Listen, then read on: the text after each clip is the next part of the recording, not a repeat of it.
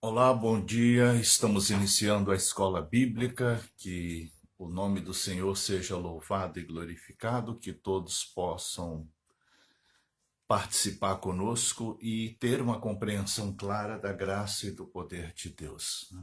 Estamos com a série Vida Santa até a volta de Jesus, para que possamos então estar compreendendo como deve ser o viver cristão, né? Como deve ser a vida de um cristão. Então, que Deus seja louvado e glorificado, que cada um possa aproveitar da melhor maneira a palavra de Deus, para que possa assim crescer na graça, na fé e em conhecimento. Oremos.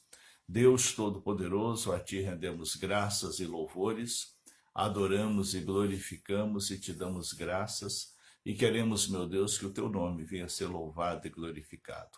Encha-nos, ó Deus, da Sua glória e do Seu poder, para que assim possamos compreender a Sua palavra. É o que pedimos em nome de Jesus Cristo. Amém. Paz para a irmã Rose, que já está aí interagindo conosco, também a irmã Aldenira e aos demais que forem chegando e forem interagindo conosco, para que possamos assim ir discutindo ideias, entendimentos a respeito da palavra de Deus. Estamos com a série Vida Santa até a volta de Jesus, e hoje a lição número 7, que tem como título Exortação ao Amor Fraternal. O amor entre os irmãos é o distintivo da vida transformada pelo poder de Deus. É aquilo que mostra o poder de Deus, a graça de Deus na vida de um convertido, né? A leitura está em 1 Tessalonicenses, capítulo 4, versículos 9 e 10, e também no Evangelho de João, capítulo 13, versículos 34 e 35, que diz assim. 1 Tessalonicenses, capítulo 4, versículos 9 e 10. Quanto, porém, à caridade fraternal, não necessitais de que vos escreva, visto que vós mesmos estáis instruídos por Deus, que vos ameis uns aos outros, porque também já assim o fazeis para com todos os irmãos que estão por toda a Macedônia. Exortamo-nos-vos, porém, que ainda nisso continueis a progredir cada vez mais.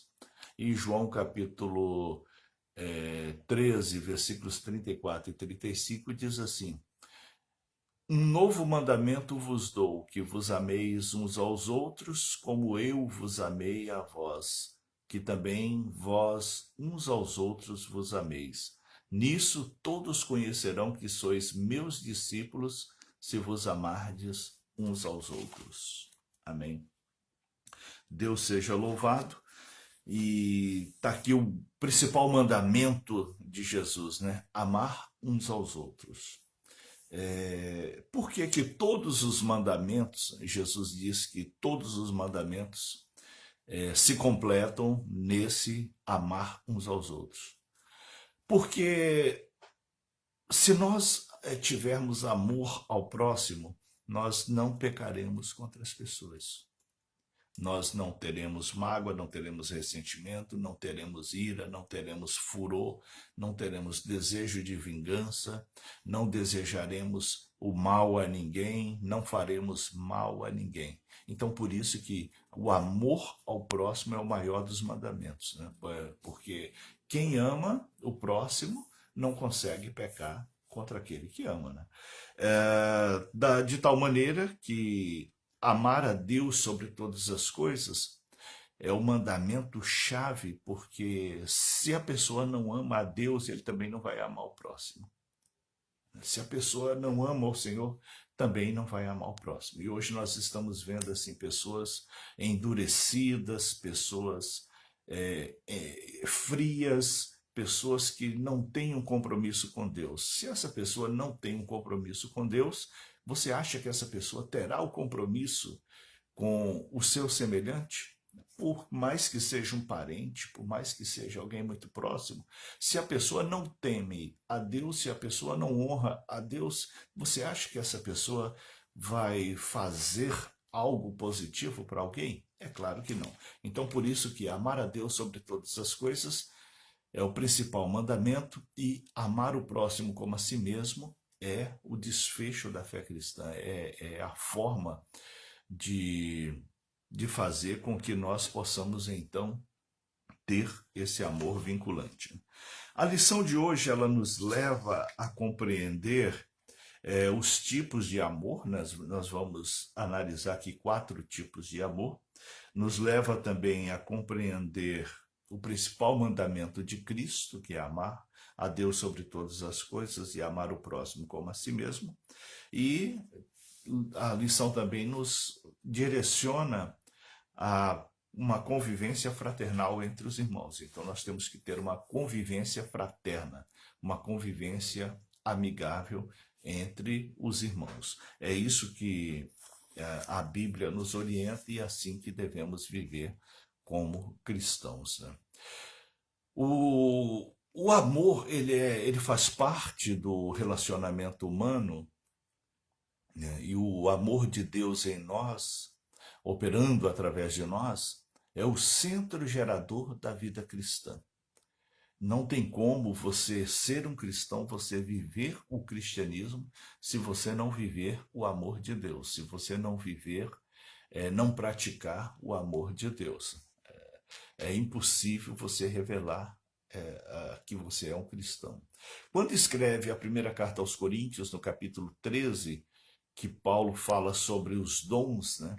Ele, no versículo 2, na parte B do versículo, ele diz assim: e se não tivesse caridade, nada seria. O que seria isso? O amor fraternal. Não adianta você buscar dons, ter talentos, você querer ser útil no reino de Deus. Às vezes a pessoa até é talentosa, tem até dons interessantes, mas não tem o amor ao próximo. Não ama o seu próximo. Então isso é muito ruim e faz com que a pessoa não viva a fé cristã, faz com que a pessoa não pratique a fé cristã. Por isso nós precisamos compreender que a vida cristã ela deve ser pautada pela fraternidade, pelo amor fraterno, o amor a Deus acima de todas as coisas e o amor ao próximo como a si mesmo, né? Amar o próximo como você ama a você mesmo. Então, se a pessoa não ama a si próprio, também não vai amar o seu próximo, o seu semelhante, né? Vamos lá, a primeira parte da lição diz assim, que vos ameis uns aos outros, né? Que vos ameis uns aos outros. A caridade fraternal. 1 Tessalonicenses, capítulo 4, versículo 9, diz assim: quanto, porém, à caridade fraternal, não necessitais de que vos escreva, visto que vós mesmos estáis instruídos por Deus, que vos ameis uns aos outros. O amor fraternal, ele aparece no Novo Testamento, aparece também no Antigo Testamento, mas desde o Evangelho foi a grande crítica de Jesus aos judeus. Eles eram severos no cumprimento da lei, mas eram falhos no amor ao próximo. Eles eram severos na legalidade de culto, numa liturgia de culto, mas eram falhos no amor a Deus e das pessoas. Então, o que adianta a pessoa ser um religioso se não ama ao seu próximo, se não ama as pessoas, se não tem uma convivência fraterna, se não tem uma convivência honrosa e digna com as pessoas, né? Esse amor, ele é a principal característica da vida de um cristão. Se o cristão ele não vive o amor fraternal, ele deixa de expressar a sua essência cristã. Ele mostra que ele ainda não está transformado, ele mostra que ele ainda precisa nascer de novo, que ele ainda precisa estar cheio da graça e do poder de Deus, para que possa assim estar transformado pela glória e pelo poder de Deus. Amém. Então busque essa transformação, busque viver isso não por força, nem por violência, mas naturalmente, né? Naturalmente. O amor fraternal, ele não pode ser expressado como uma ordem, como uma obrigação, mas ele deve acontecer naturalmente. Quando você faz alguma coisa por alguém, deve ser puramente por satisfação, puramente por amor, né? Não por obrigação. Então você precisa colocar em prática isso na sua vida, porque isso é uma essência do viver cristão. A paz também para o irmão Legilson, aqui em Porto Velho, para a irmã Carminha, lá em Cacoal. Que Deus seja louvado e glorificado na vida de vocês. Amém. O amor fraternal, ele é também um mandamento do nosso Senhor Jesus, né? Está no Evangelho de João, capítulo 13, versículos 34 e 35, que nós fizemos a leitura no início, onde Jesus mostra que o cristão, ele deve viver em amor um ao outro, né? Respeitando um ao outro, interessado pelo outro. Esse amor ele tem que ser altruísta, né? Ou seja, sem querer nada em troca. É isso que é o amor fraternal, ele é altruísta. Você não pode esperar uma reciprocidade. Às vezes, uma das questões assim, que causa muita frustração no cristão é ele amar o próximo, é ele se esforçar pelas pessoas, é ele pagar o preço pelas pessoas e não ter uma retribuição. Então você não espere uma retribuição do que você está fazendo ao reino de Deus. Não espere uma retribuição ao que você está fazendo para as pessoas. Faça por amor e não espere uma reciprocidade, não espere que as pessoas correspondam da mesma forma, porque senão você pode frustrar. Você pode frustrar. Se a pessoa corresponder, tudo bem, vai ser positivo, vai ser bom.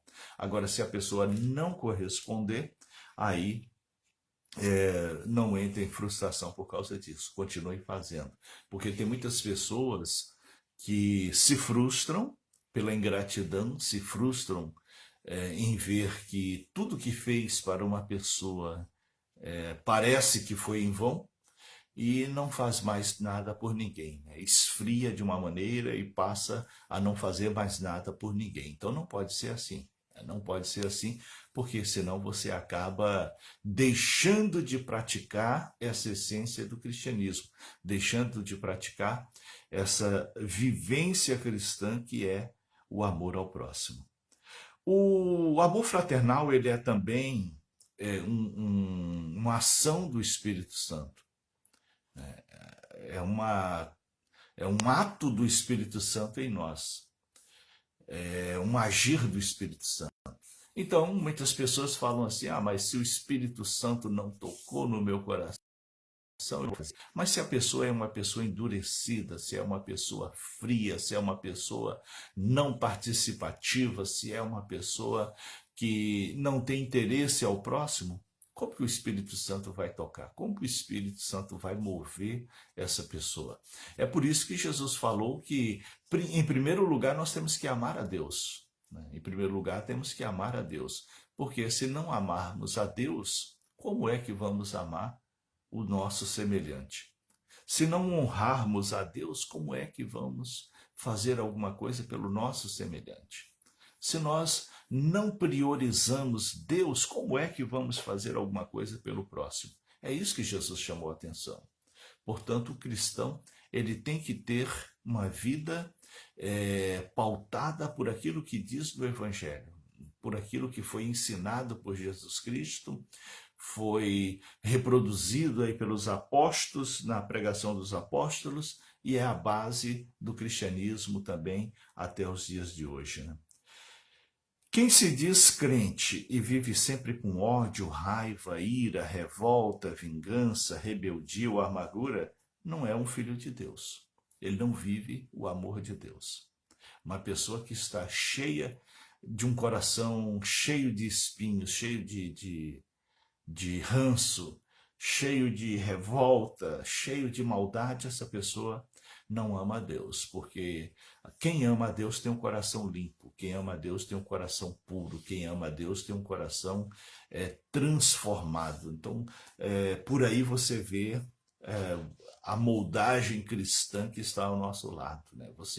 Por isso aí você vê como é o, o agir cristão ao nosso lado, da forma em que nós estamos ali observando e vendo, né? Ainda sobre que vos ameis uns aos outros, o tópico 2 aqui fala sobre bem instruídos no amor, com base no capítulo 4, versículo 9 de 1 Tessalonicenses, né? No versículo 9 diz assim: vós mesmos amais instruídos, vós mesmos estáis instruídos por Deus, né? Por que que o apóstolo Paulo fala que os tessalonicenses estavam instruídos por Deus quanto ao amor? Porque o maior exemplo de amor Deus nos deu, que foi amar ao próximo, amar uma humanidade caída, amar o pecador, a ponto de providenciar a salvação através da morte sacrificial do próprio Filho. Não havendo na terra um homem que pudesse viver em santidade, o próprio Deus se fez homem através do Filho. O próprio Deus abriu mão da majestade, abriu mão da glória celestial, abriu mão dos privilégios do céu e nasceu como homem, veio como homem para que pudesse tirar o pecado do mundo. Por um homem, Adão, o pecado entrou no mundo. Adão representava toda a humanidade. Ele estava ali no Éden como representante de toda a humanidade. Se ele fosse fiel e obediente a Deus, toda a humanidade seria também fiel e a Deus, né? Seria também fiel a Deus. Mas, no entanto, Adão falhou. Ele caiu em pecado, ele desobedeceu a Deus. E pela desobediência de Adão, veio a decadência de toda a humanidade, né? Veio a decadência de todos. Então, assim, nós devemos compreender a importância da vinda de Cristo, a importância da salvação através de Jesus, porque ali foi um ato de amor que não tem explicação. Como pode um Deus santo, perfeito, um Deus reto, um Deus que poderia destruir a humanidade e reconstruir e fazer outros seres para substituir os seres humanos, mas ele preferiu consertar. Ele preferiu consertar. Deus é aquele que tem o poder para fazer e desfazer. A partir do momento que o homem caiu em pecado, desobedeceu a Deus, foi infiel a Deus, não cumpriu o compromisso da aliança que tinha feito com Deus, ali Deus poderia ter destruído a humanidade, acabar com a raça humana. Mas ele, por amor, ele preferiu consertar. Por amor, ele preferiu criar um plano de salvação para nós. E esse plano de salvação inclui a cruz. Esse plano de salvação inclui o sangue que foi derramado ali naquela cruz. O sangue inocente que se verteu naquela cruz por amor a cada um de nós. Então, que nós possamos nunca esquecer desse ato de amor de Deus. E quando Paulo escreve no versículo 9 do capítulo 4 de 1 Tessalonicenses, vós mesmos estáis instruídos por Deus, ele lembra os tessalonicenses disso. O próprio Deus é exemplo para vocês. O próprio Deus é exemplo de amor. E vocês sabem disso. Então, que sirva para nós também, que nós também possamos compreender e entender que o amor de Deus para conosco, ele tem valor para todos nós e serve de exemplo para a nossa compreensão, para o nosso entendimento. A parte 2 da lição diz diversos tipos de amor. No grego, 4 palavras têm significado de amor, e essas 4 palavras nós vamos meditar nelas agora. O amor ágape, esse está na Bíblia, é um tipo de amor mais sublime e o mais encontrado na Bíblia. Esse amor se refere ao relacionamento entre Deus e nós e entre nós e Deus. O amor ágape, você pode ver sobre ele em João capítulo 3:16, né? Porque Deus amou ao mundo de tal maneira que deu o seu Filho Jesus para que todo aquele que nele crê não pereça, mas tenha vida eterna. Também no Evangelho de João, capítulo 13, versículos 1 e 23, e Evangelho de João, capítulo 15, versículo 9. Você vê também o homem amando a Deus, o dever de amar a Deus, em Mateus, capítulo 22, 37, Lucas, capítulo 11, versículo 42, Evangelho de João, capítulo 5, versículo 42, e Romanos, capítulo 5, versículo 5. Portanto, Deus nos ama e nós devemos amar a Deus. Deus nos ama e nós devemos também, de tal maneira, amar a Deus. É recíproco. Em Romanos, capítulo 5, versículo 8, está escrito assim: Deus prova o seu amor para conosco em que Cristo morreu por nós, sendo nós ainda pecadores. Cristo não esperou uma decisão nossa. Ele decidiu por nós. Cristo não esperou que nós tomássemos uma iniciativa. Ele tomou uma iniciativa por nós. Foi ele que nos quis primeiro.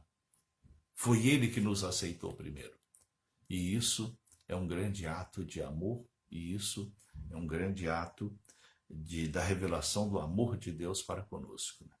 É o ato do próprio Deus tomar uma decisão por nós, de fazer questão de nós. Você pode ver que o Satanás e os demônios, eles não tiveram perdão.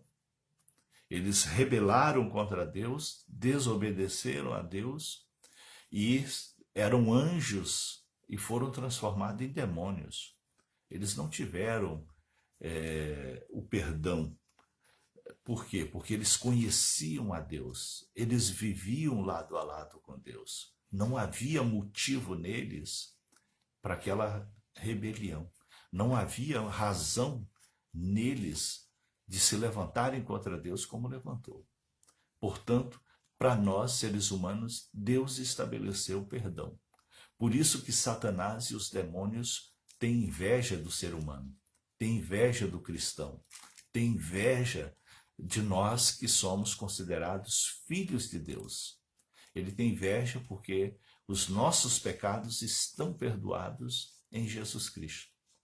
Os nossos pecados não têm importância nenhuma perante Deus por causa do sacrifício de Jesus. E aí, o inimigo de Deus transformou também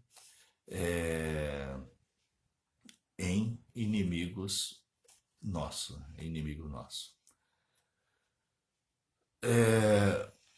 Nós devemos, portanto, viver essa harmonia cristã, viver essa fé cristã, porque quando nós vivemos a fé cristã, nós passamos a amar uns aos outros. Quando nós vivemos a fé cristã, nós passamos então a expressar o amor de Deus. E essa prática, ela deve fazer parte da nossa vida. Esse amor um ao outro e esse amor nosso a Deus tem que fazer parte da nossa rotina cristã. Nós não podemos amar somente aquelas pessoas que nos amam, né? Mas nós também devemos amar o pecador, aquela pessoa que ainda não se arrependeu, aquela pessoa que ainda não aceitou a Jesus. Não, isso não significa que nós vamos aprovar o pecado. Isso não significa que nós vamos aceitar o pecado. Pelo contrário, A Bíblia fala que aos olhos de Deus, o pecado ele é abominável aos que praticam e aos que aceitam. Então, quem aceita o pecado está sendo também abominável, está também participando do pecado. Então, nós temos que não praticar o pecado e também não aceitar o pecado na vida dos outros. Nós temos que combater. Nós temos que combater. Então, quando se fala amar ao próximo, significa amar aquelas pessoas que são amigáveis, aquelas pessoas que são próximas, mas também amar o pecador, amar aquela pessoa que está em pecado. E aí é que entra amar o inimigo, né? Como o irmão Legilson está lembrando aí. Amar o inimigo significa você não revidar com a mesma moeda. Significa você não ter uma reação contra uma pessoa da mesma forma. Então, se a pessoa age com maldade contra ti, você não vai agir também de uma forma má contra essa pessoa. Aí eu volto aqui em Salmos, né, 55, 56 e 57. Esses 3 salmos que nós meditamos no devocional de sexta-feira à noite, esses 3 salmos são explicações para nós de como é que nós devemos orar nos momentos de aflição, nos momentos de perseguição, nos momentos em que o inimigo se levanta contra nós. É claro que nós não vamos facilitar para o inimigo, mas nós vamos clamar a Deus, vamos buscar em Deus, vamos confiar em Deus para que Ele possa então nos dar a grande vitória, para que Ele possa pelejar por nós, para que Ele possa entrar na batalha por nós, para que Ele possa então entrar de uma maneira gloriosa em nossa causa, em nossa batalha, nos fazendo vitoriosos. Portanto, amar o próximo é você não fazer questão de uma reciprocidade, ou seja, você fazer não esperando recompensa, não esperando elogio, não esperando que vão reconhecer o que você fez. Porque se você espera elogio, se você espera ser reconhecido, significa que você ainda não ama o suficiente. Significa que você está fazendo por algum interesse. Agora, quando você faz algo por alguém e não espera nada em troca, aí você está vivendo o amor altruísta, o amor sem interesse. E isso é uma base para você saber como está o seu relacionamento com Deus e com o próximo. Portanto, o amor ágape que aparece na Bíblia é o amor entre Deus e nós e entre nós e Deus. Em Mateus capítulo 5, versículo 44, está escrito assim, né? Palavras de Jesus. Né? Eu, porém, vos digo, amai a vossos inimigos, bendizei os que vos maldizem, fazei bem aos que vos odeiam, e orai pelos que vos maltratam e vos perseguem. Então, se a pessoa te persegue, se a pessoa te faz mal, se a pessoa fala mal de você, se a pessoa te calunia, se a pessoa te difama, se a pessoa de alguma maneira faz algum mal contra você, não revida da mesma forma, mas faça o bem para essa pessoa. E assim você estará amontoando brasas na cabeça dessa pessoa. Ou seja, você está derramando o juízo sobre a vida dessa pessoa. Fazendo o bem, você está derramando brasas na cabeça dessa pessoa. Então, se a pessoa te fez algo mal, se cale. Ore, apresente a Deus e peça para Deus fazer a obra que Ele deseja. Agora, cuidado, viu? Não é você que vai dizer para Deus o que Deus tem que fazer, não. Essa oração é uma oração errada.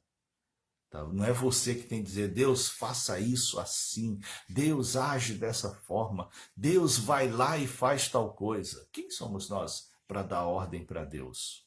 Quem somos nós? Então, em primeiro lugar, temos que aprender a orar, para que a nossa oração não vire contra nós, não seja palavras torpes, palavras asperosas, palavras egoístas, né? Palavras inflamadas, não. Portanto, a oração ela tem que ter muita cautela. Ela tem que ter muita cautela. Por isso que tem muitas pessoas que oram, oram, oram e nada acontece. O próprio Jesus falou, né? Até agora nada tendes recebido porque pedis mal. Ou seja, estão orando errado. Jesus falou sobre isso, está lá no Evangelho de João. Até agora nada tendes recebido porque pedis mal. Ou seja, até agora você não recebeu nada, não teve a resposta dessa oração, porque você está orando errado. E como que eu vou orar certo? Tá aí, o exemplo que eu estou dando hoje, está aí, Salmo 55, 56 e 57, nos instrui a orar quando estamos perseguidos, aflitos, angustiados, é, é, para não orar mal. Mas existem outras instruções na Bíblia, para cada situação, para cada momento. Então, não ore magoado, não ore irritado. Quando você estiver magoado, quando você estiver irritado, primeiro você vai orando ali para Deus te acalmar, para o Espírito Santo te colocar paz. Não vai falando já cheio de ira, cheio de revolta. Primeiro acalme o seu coração. A sua primeira oração deve ser pedindo calma, pedindo paz, pedindo que Deus tranquilize a sua vida para que você possa acalmar o seu coração, para que você possa ter paz. E assim você vai, à medida que você vai acalmando o seu coração, você passa a orar corretamente. Portanto, se uma pessoa te fez algo mal, falou mal de você, não saia falando mal dessa pessoa. Pelo contrário, você simplesmente ora e peça que Deus te justifique. Quem justifica a nós é Deus. Não adianta você sair por aí falando, porque fulano falou isso, mas eu isso, porque fulano falou aquilo, mas eu aquilo. Se alguém vier te perguntar alguma coisa, até responda, mas responda dentro de um limite, né? Não estica a conversa, não. Não estica a conversa. É igual numa audiência na justiça, né? Na audiência na justiça, a pessoa tem que falar o mínimo possível. Porque quanto mais fala, mais margem vai dar para ser condenado. Então, é a mesma coisa na nossa vida. Na nossa vida também tem que ser assim. Nós temos que falar o essencial. Não tem que sair falando, falando, falando. Porque quanto mais se fala, mais dá margem para o inimigo. Né? Quanto mais palavras lançadas, nós somos julgados por aquilo que falamos de nós mesmos. Né? Então temos que ter cuidado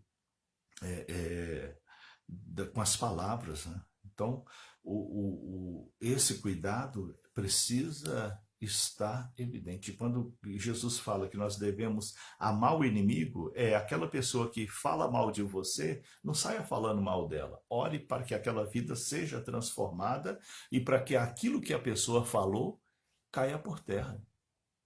Para que aquilo que a pessoa falou seja desmontado. Quantas e quantas vezes eu já vi situações em que alguém chega falando mal do outro e aquela pessoa que está ouvindo ali a fofoca, né? A própria pessoa que está ouvindo a fofoca sai na defesa do outro. O que é isso? O próprio Deus nos defende, usa as pessoas para nos defender. Nós não precisamos ficar nos defendendo, falando. Simplesmente ore para que aquela pessoa pare de falar mal de nós e que aquilo que ela está falando a nosso respeito, que não tenha valor nenhum, que não tenha importância nenhuma, que não tenha, que a maldade que aquela pessoa está falando não venha causar efeito nenhum em nós. Então, se uma pessoa nos odeia, orai para que aquela pessoa acalme o coração, para que aquele ódio saia daquele coração. Porque é ruim quando uma pessoa nos odeia, porque ele fica lançando setas contra nós, fica perturbando os nossos caminhos, fica afligindo a nossa vida, fica afligindo o nosso viver. Então nós precisamos aqui orar para que aquela pessoa pare de nos perseguir, pare de nos afligir, pare de nos atormentar, pare de criar problema para nós, né? Então, como que nós vamos alcançar isso? Pedindo a Deus que mude aquela vida, que transforme aquela vida. No entanto, tem cristão que ora errado, né? Chega para Deus e fala: ó, Deus, fulano está falando isso e isso por mim. Ah, eu quero que ele caia e quebre uma perna, quebre um braço. Ora, isso aí não é viver cristão, isso não é oração que se leva à presença de Deus. Esse tipo de oração, você está mostrando para Deus que você ainda não está preparado, que você ainda não está pronto, que você ainda precisa ser transformado. E é por isso que Jesus falou: até agora nada tendes recebido, porque está orando mal, porque está orando errado. Então, muito cuidado na oração, cuidado com as palavras que vai usar, com as palavras que vai falar, para que peça com sabedoria, para que peça conforme a vontade de Deus. Então, orai por aqueles que te odeiam, orai por aqueles que falam mal de ti, orai por aqueles que te maltratam, né? Não sai se esbofeteando, se rasgando, puxando o cabelo, dando murros. Não. Acalma-te. Ah, mas aí eu vou ser um covarde, eu não levo desaforo para casa. Ora, você pode não levar desaforo para casa, mas também não leve a maldição do conflito para dentro de casa. Porque se você é daquele que não leva desaforo para casa, né, como diz, você acaba levando a maldição do desaforo para dentro de casa. Porque você vai para dentro da sua casa, você vai voltar para casa com aquela ira, com aquele furor, com aquela vingança, com aquele ódio, e você vai levar esse veneno para dentro de casa, vai contaminar os outros que estão ali no mesmo ambiente que você, na mesma casa que você. E esse outro que está na mesma casa que você é a sua família. E você acaba envenenando a todos, às vezes, né? Sem saber o porquê. Sem saber o porquê. Vamos lá. O outro amor que aparece também na Bíblia é o amor filéu. Esse amor é um amor fraternal. E é dessa palavra grega, filéu, que vem a palavra portuguesa, né, do nosso vocabulário português, a palavra filantropia, que é ajudar ao próximo, amar ao próximo. Então, o amor filéu é o amor filantrópico, é o amor de você fazer mais para alguém, é o amor de você ajudar alguém, é o amor de você saber que alguém está precisando de um remédio e não tem como comprar e você ajuda. É o amor de você saber que alguém está com o salário atrasado e você ajuda aquela pessoa ali, dando algum alimento, algum mantimento, até que aquela pessoa possa estar bem. É o amor quando você sabe que alguém está desempregado, você vai lá e estende a mão, ajuda aquela pessoa. É o amor de quando alguém está doente, você vai ajudar, né? Vai lá, um dia que você está de folga, vai lá na casa daquela pessoa ajudar. A pessoa está doente, ela está sem força, né, para cuidar da casa, para fazer algum serviço, né? Vai lá e ajuda. Presta a sua solidariedade, porque às vezes alguém está doente, você fica sabendo e você só fala: ah, a pessoa está doente. Ah, tá. Então vamos esperar que fique bem, né? Vamos orar para ficar bem, né? Só que e aí? Você ora para ficar bem, mas você também não estende a mão, né? Você não vai lá para poder fazer alguma coisa por essa pessoa? Você não vai lá para poder dar uma hora de serviço em favor dessa pessoa? Vai lá visitar para que a pessoa se sinta amada e reaja, porque o doente ele vai cedendo para a doença, né? O doente ele vai se abatendo. Às vezes só o fato de você ir lá conversar com a pessoa, estar com a pessoa já se anima, a pessoa já se levanta, a pessoa já reage contra aquela doença, né? Mas é uma doença infecto-contagiosa, eu não posso ir lá, porque é infecto-contagiosa. Mande uma mensagem, dá um telefonema, converse com a pessoa. Se já, hoje nós temos essa facilidade. Hoje nós temos essa facilidade. Se é uma doença infecto-contagiosa, você pode falar com a pessoa. Eu já falei com pessoas na UTI por telefone, por chamada de vídeo. Não podia entrar, era proibido entrar, os médicos não deixavam entrar.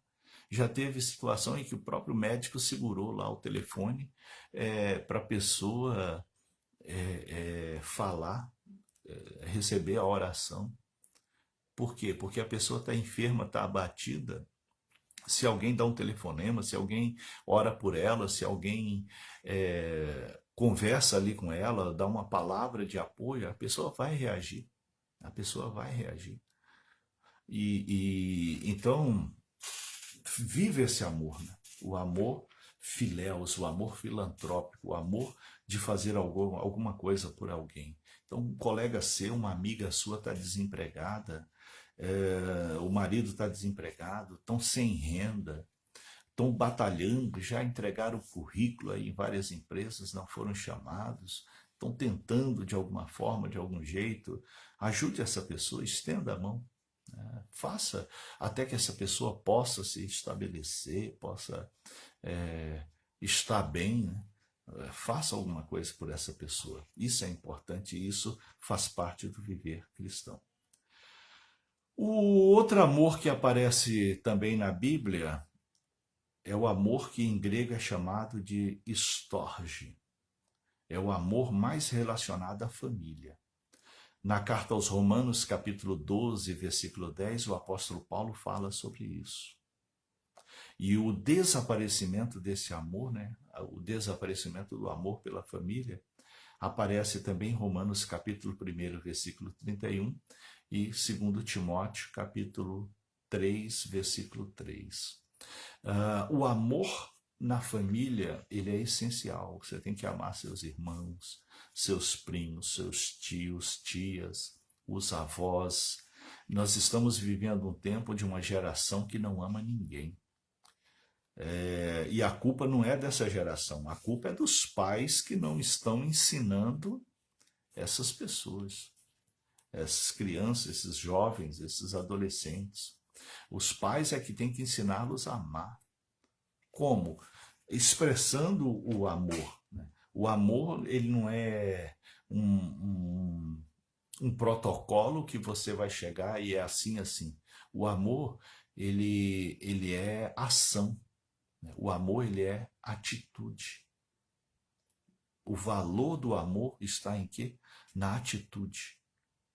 Você não precisa nem dizer eu te amo, mas se a sua atitude é de amor, a pessoa vai reconhecer que você a ama.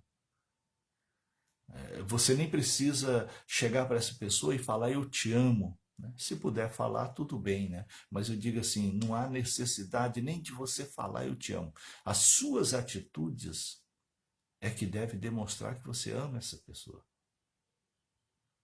E aí você vai saber que você é amado, que você ama alguém, quando você faz isso espontaneamente. Não faz por uma regra, não faz por uma atitude. É como o filho cínico, né? O filho, a filha cínica, que quando quer alguma coisa, chega, ai pai, eu te amo, ai mãe, eu te amo. E você ouve aquilo assim com a falsidade, você ouve aquilo assim, soando como falsidade, porque a pessoa quer pedir alguma coisa. Aquele eu te amo vem acompanhado de um pedido. Então não é amor. Então não ama. Porque se amasse, não usaria disso para uma barganha, né? Para um pedido. Então o amor ele é natural, ele é espontâneo. Então expresse o seu amor. Expresse o amor uns para os outros. Né? E nós estamos vivendo em tempos difíceis. Isso é profético, né? Por aumentar a maldade humana, o amor de muitos esfriaria. E nós estamos vivendo tempos do fim da era cristã na Terra. Estamos nos últimos tempos da era cristã. Por quê? Porque o amor está esfriando. Essa era uma das últimas profecias, o esfriamento do amor. Pais matando filhos, filhos matando pais, violência dentro de casa, conflitos, falta de respeito entre pais e filhos, filhos e pais, entre irmãos. E hoje nós estamos vendo aí, diariamente, né, todos os dias nos noticiários, nós estamos vendo aí reportagens de pais que matam filhos, filhos que matam pais, irmão que mata irmão, tio que mata sobrinho, sobrinho que mata tio, e aquela confusão toda. Esfriamento do amor familiar. Esfriamento do amor estorge. Esfriamento do amor entre parentes. Um parente passando a perna no outro, um parente enganando o outro, né? Um parente dando calote no outro, um parente passando o outro para trás. Falta de amor, falta de unidade, falta de fraternidade dentro do próprio lar. O outro amor grego que nós vamos meditar hoje é o amor eros, que dá origem à palavra erótico, que é o amor erótico, que é o amor de marido para a mulher, da mulher para o marido, da esposa ao esposo, do esposo para a esposa. Esse amor erótico, ele vem de uma paixão, né, de um sentimento que é um sentimento de alma, mas é também um sentimento de corpo, né, em que os corpos se entrelaçam. Porém, como tudo que é positivo e bom, Satanás também vem e bagunça o amor eros, né? E hoje o erotismo ele virou um absurdo, né? Esses dias eu estava observando, tinha aqui perto de casa, numa casa vizinha, um som alto ligado, e as músicas todas falavam de erotismo. As músicas só falavam de traição, de perversão sexual, de pornografia, só falava de malícia. Então, o amor eros, que é um amor positivo, que é um amor entre marido e mulher, entre homem e mulher, ele se perverteu, ele vulgarizou, perdeu o sentido. E se a pessoa não ama o próprio corpo, se essa pessoa não ama o próprio corpo, essa pessoa não ama também o seu semelhante. E se essa pessoa não ama o seu próprio corpo, como é que o Espírito Santo vai habitar nesse corpo? Como é que o Espírito Santo vai fazer morada nesse corpo? Se a pessoa não tem zelo, não tem cuidado pelo próprio corpo. Então, não só a música, mas a pornografia. Agora com as mídias sociais, com a internet livre, a pornografia, ela dissipou assim de uma forma, espalhou de um jeito que não tem controle. A pornografia está presente em tudo, nas coisas infantis, até nas coisas mais inesperadas. Então, essa exploração do sexo ilícito, imoral, vulgar, sem compromisso, faz com que a humanidade vira escrava dos prazeres. Então, também é uma distorção e é preciso observar isso também como ato de amor. Quem não ama o seu próprio corpo, também não vai amar ao próximo. A terceira parte da lição, o amor na prática. O amor na prática. Como deve o cristão praticar o amor? Em 1 Tessalonicenses, capítulo 4, versículo 10, o apóstolo Paulo escreve assim: exortamos, porém, a que ainda nisso continueis a progredir cada vez mais. Ou seja, nós te advertimos para que possa continuar vivendo em amor, continuar vivendo em unidade, continuar vivendo unidos um ao outro. Então, o amor fraternal, ele, ele não é primeiramente expresso, né, por palavras bonitas, palavras impressionantes, palavras que geram aplausos. Não. O amor fraternal, ele é ação. Ação. A pessoa vai lá e faz sem esperar nada. Se vier recompensa, se vier algum elogio, se vier algum mérito disso, que seja para a glória de Deus. Que seja para a glória de Deus. Tudo que você fizer, não fique esperando para você. Não fique esperando que as pessoas cheguem para você e, ó, muito bem, muito legal, parabéns aí pelo que você fez. Não espere isso. Mas tudo que você fizer, espere que Deus seja glorificado. Nunca se coloque você para receber a glória, a honra. Espere que Deus seja louvado e glorificado. E o próprio Deus vai te honrar. O próprio Deus vai fazer com que as pessoas reconheçam. O próprio Deus vai fazer com que as pessoas compreendam. Tem pessoas que têm tanta vontade de ser reconhecido, tem pessoas que têm tanta vontade de que reconheçam que foi ele que fez, que foi ele que ajudou, que se sente mal porque ninguém fala nada, porque ninguém elogia, porque ninguém aplaude. Ora, essa pessoa não está fazendo por amor, está fazendo por uma obrigação, está fazendo por um interesse próprio. Então, não espere, viva esse amor de uma forma altruísta, ou seja, viva esse amor sem interesse, faça sem interesse. Não queira você a sua recompensa já, mas espere que a pessoa sinta-se bem com aquilo que você fez, que a pessoa sinta-se bem com aquele apoio que você deu. Se a pessoa reconhecer, se a pessoa for grata, tudo bem. Agora, se não for, sinta-se feliz por ter feito, sinta-se feliz por ter ajudado. Amém? Portanto, em 1 João capítulo 3, versículo 18, está escrito assim: meus filhinhos, não amemos de palavras, nem de línguas, mas por obras e em verdade. Olha a instrução do apóstolo João aqui, né? Não amemos de palavras, né? Não fala aquele amor, eu te amo, aquele fingimento todo, né? Mas pratique. Porque se você praticar o amor, se você viver o amor, se você tiver ações que provam que você ama, então isso virá automaticamente.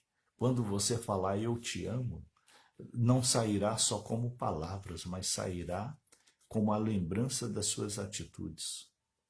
A pessoa que está ouvindo, não entrará só palavra no ouvido dela, mas a mente dela, ao ouvir aquele eu te amo, vai lembrar de atitudes e ações que você faz que provam que você realmente ama. Você realmente ama aquela pessoa. Então, o amor, ele é demonstrado com ações, gestos e atitudes. Ações, gestos e atitudes. A palavra é consequência. Vamos lá ainda sobre a prática do amor, né? O amor para com todos. Em 1 Tessalonicenses, capítulo 4, versículo 10, está escrito assim: porque também já assim o fazeis para com todos os irmãos que estão na Macedônia. O apóstolo Paulo lembra os tessalonicenses de que a forma em que eles estavam vivendo o amor era tão real, era tão verdadeira, que em toda a Macedônia, que em todo o país, sabia que lá na Tessalônica, que naquela cidade os cristãos amavam uns aos outros. Espalhou. Não foi preciso propagar, não foi preciso sair falando, não, naturalmente, pela atitude, pelas ações, pelos gestos deles, toda a Macedônia ficou sabendo que lá na Tessalônica os cristãos viviam o amor verdadeiro. E o apóstolo Paulo coloca isso no versículo 10 do capítulo 4 da primeira carta aos Tessalonicenses.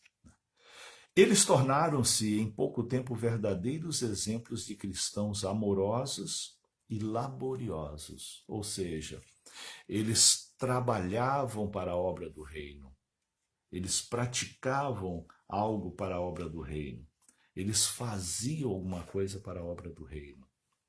Então a pessoa tem que viver esse amor praticando alguma coisa também, né?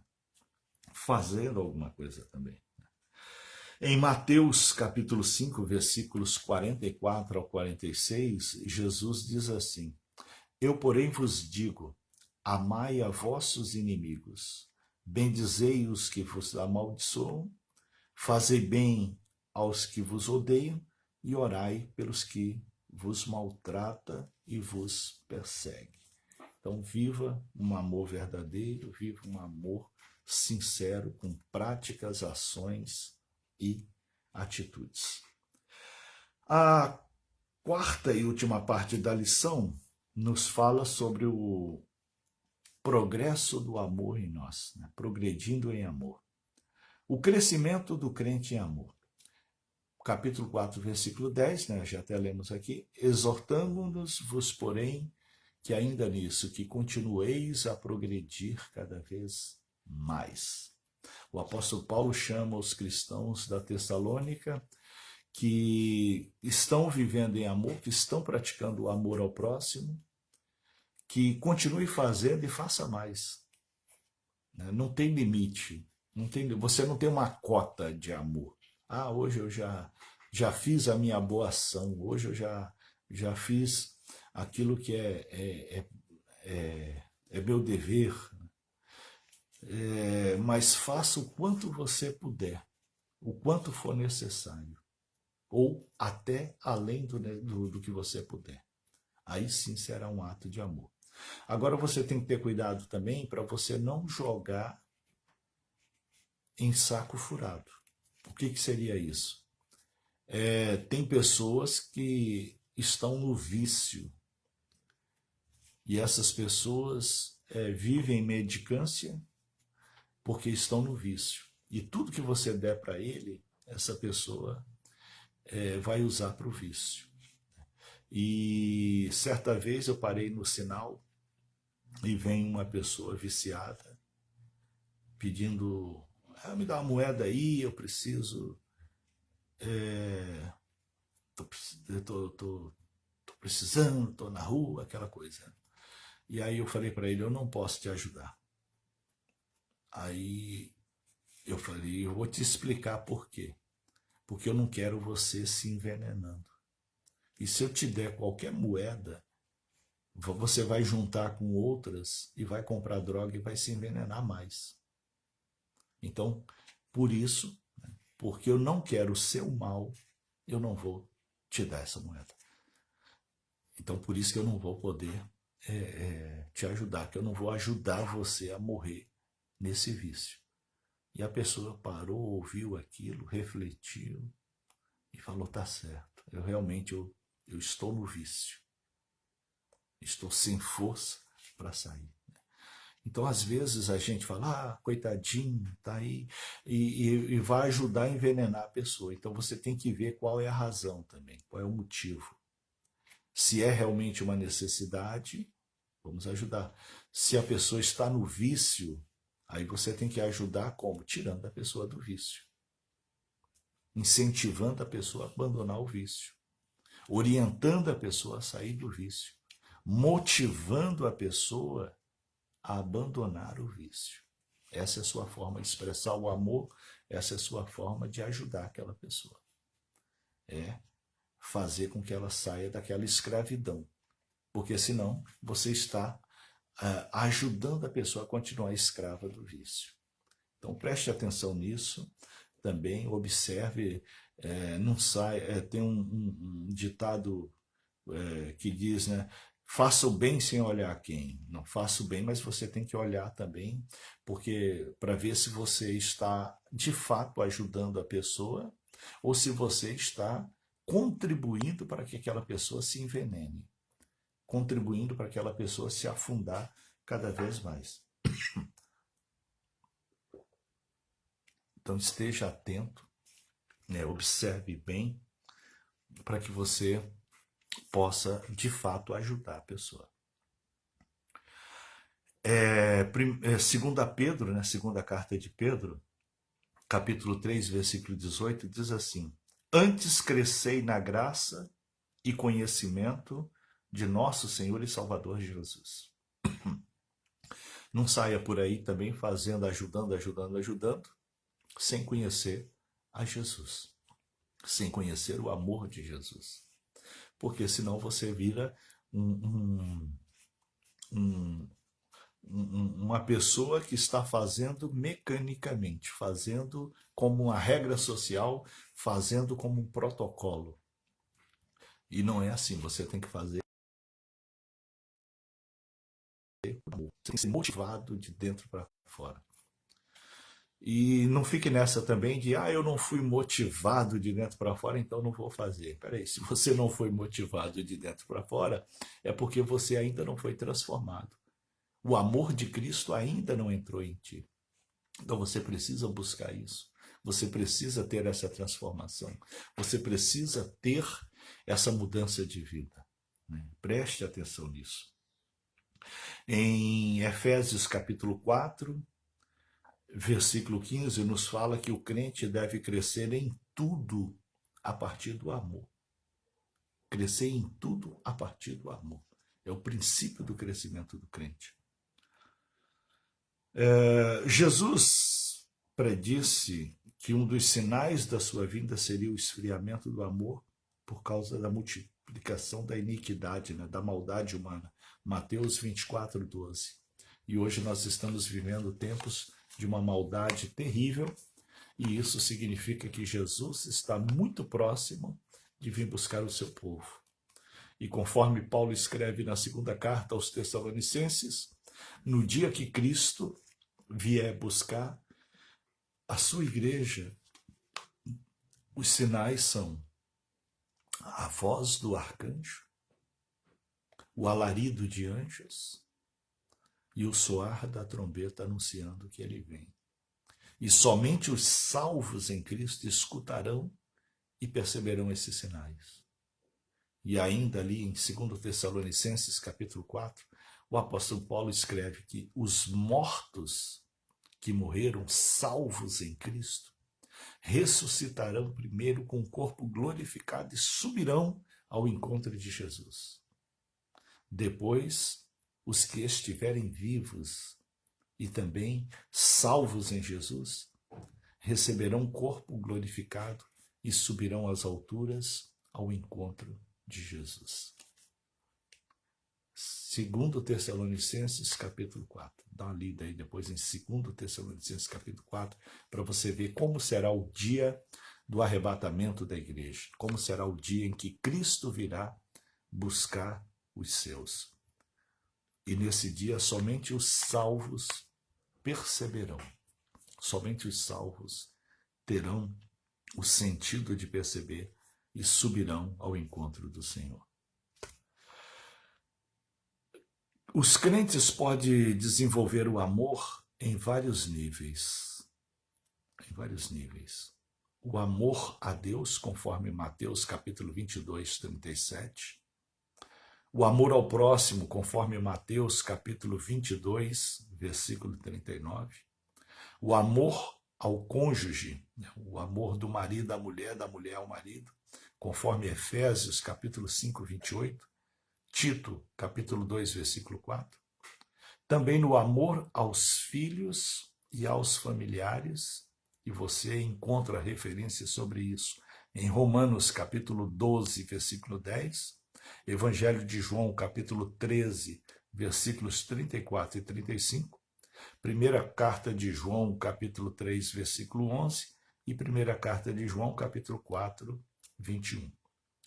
E a outra forma de desenvolver é no amor aos inimigos. Mateus, capítulo 5, versículo 44. Então,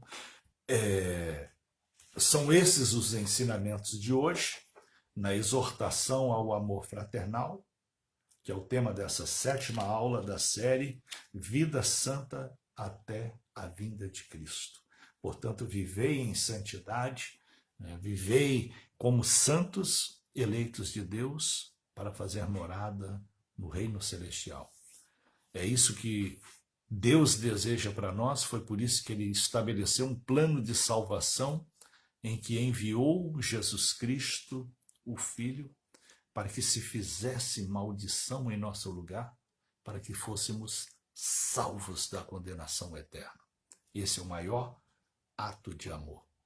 Salvar uma humanidade caída em pecado, resgatar uma humanidade caída em pecado, enviando o próprio Filho, sacrificando o próprio Filho por amor de todos. E por isso nós nos tornamos filhos de Deus por adoção de Jesus. Tem um ditado popular aí que a pessoa fala, né? Eu também sou filho de Deus. Será que é? Filho de Deus é aquele que aceita Jesus como Senhor e Salvador. Caso contrário, é criatura de Deus. Criatura. Então, se a pessoa ainda não aceitou a Jesus como Senhor e Salvador de sua vida, ele ainda é uma criatura. Ele torna-se filho de Deus a partir da aceitação de Jesus como Senhor e Salvador. Quando aceita Jesus como Senhor e Salvador. Amém? Que essas palavras possam ter algum efeito na sua vida, possa te ajudar na caminhada cristã, possa te fortalecer na fé, na graça e no conhecimento. Amém? Deus seja louvado e que o nome do Senhor seja glorificado na sua vida. Se essas palavras foram boas para você, pode repetir, nós já vamos salvar aqui, você já pode rever ou mande o link para outra pessoa para que possa edificar a vida dessa outra pessoa. Louvado seja Deus. Amém. Hoje, domingo, estaremos cultuando na Rua Cristina, 6291, bairro Igarapé, aqui em Porto Velho. Se você está em Porto Velho, esteja conosco. Na Rua Cristina, 6291, a partir das 7 da noite. Amém? Deus seja louvado e glorificado. Oremos. Deus Todo-Poderoso, agradecemos por essas palavras, por esses ensinamentos. Queremos, meu Deus, que o nosso amor seja altruísta, sem interesse. Ajuda-nos a viver esse amor, ajuda-nos a viver em vida reta e santa. É o que te pedimos, em nome de Jesus Cristo, seu Filho amado. Amém. A paz seja com todos.